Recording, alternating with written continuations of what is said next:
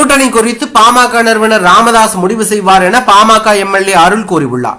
தைலாபுரத்தில் செய்தியாளர்களிடம் பேசிய பாமக எம்எல்ஏ அருள், தந்தை மகன் உறவுக்கு உதாரணமாக இருந்தவர்கள் தற்போது பிரிந்து இருப்பது வருத்தமாக உள்ளது.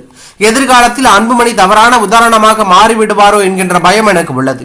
பாமகவில் தேர்தல் கூட்டணி குறித்து பேசுவதற்கு பாமக நிறுவனர் ராமதாசுக்கு மட்டுமே முழு அதிகாரம் உள்ளது.